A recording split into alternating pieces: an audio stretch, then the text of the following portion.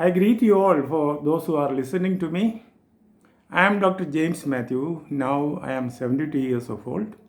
By profession, I am an organic chemist, having taught in a college for about 30 years and retired. I have been a CKD patient for the past 20 years and on dialysis for the past 7 years. Recently, I had a cadaver kidney transplant at Nizam's Institute of Medical Sciences, Hyderabad. I would like to share with you some of my experiences for the benefit of others. I was diagnosed with hypertension at the age of 27. As I could perceive, the reason for this hypertension was dealing with the indiscipline of college students as a routine. I wish this is known to all young students that those teachers, those who are interested in your welfare, some of them will have to pay a higher price for your indiscipline.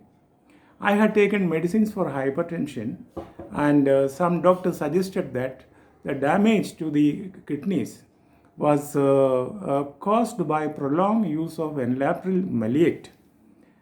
And I wish I had controlled my hypertension by controlling my food habits and also by exercises including walking instead of using continuous medications. When it was needed, I took treatment from the NIMS hospital and received dialysis from a nearby hospital. Now, about dialysis, I would like to share some useful thoughts or from my experience. I had done a fistula. I received a fistula much in advance, anticipating dialysis, and it made dialysis very easy. And during dialysis, the things which I have learned, let me present. A person living with dialysis, it is very important for the person to have restricted diet and also restricted intake of water. And the presence of more potassium in the blood can cause a heart attack. To reduce the intake of potassium, one need to choose food materials which are low in potassium, and also boil the food materials in water and reject water and take the food, and that will reduce potassium. And also water intake should be reduced.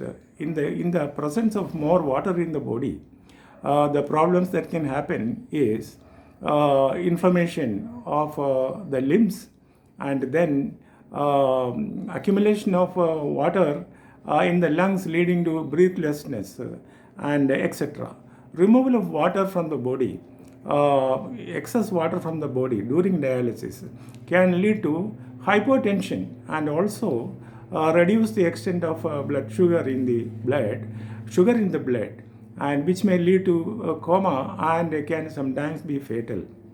And I was not fully aware of it, and at one point I was very near to coma. And I have seen some of the patients in adjacent beds going into coma, and this could be averted. And this is also due to the reason that the helping staff having to look after many patients may sometimes miss out some individual cases which cannot be avoided in the present social conditions. Now, the role of dialysis technicians is very important in giving safety to the dialysis patients. The patients shall do well if they are aware of what is happening around them during dialysis. The common possible errors during dialysis include exchange of the inlet and outlet positions of the blood flow, and it can be removal of excess of water inadvertently from the blood, which might lead to coma or hypotension, and reduction of the sugar in the blood. and also using unhygienic needle, that is the needles which might have fallen down or unhygienically touched, and all this can harm the patient doing dialysis. Now, recollecting the kidney transplant I have received, there is a general unwillingness among healthcare workers to provide transplant kidneys to elderly CKD patients. And as I can learn, this is partly due to the fear that elderly patients will have greater risks, and also younger patients who receive the transplant kidneys, their kidney can function for a longer time compared to the elderly patients. And with all such social taboos in position, I received a kidney. I, being 72 years old, I received a kidney, cadaver kidney of a 24-year-old person, thanks to the good initiative and decision taken by Dr. Swarnalita, my healthcare provider, who is also the head of Department of Nephrology at NIMS. And at present, having completed 6 months after the kidney transplant, my kidney is functioning well, and my creatinine levels are below 1. And however, I have been affected by infections from virus and bacteria and fungus.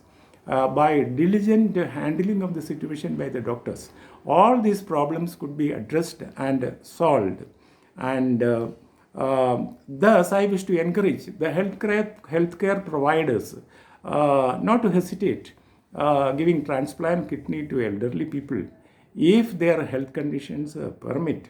And I also encourage the needy elderly persons to go in for kidney transplant in case the doctors certify that they are eligible for kidney transplant. Having pondered over what all has happened in my body, I am convinced that we are fearfully and wonderfully made by God. And if our bodies are given a respectful care, it can give us many more years of service. Thank you for listening to me. Thank you.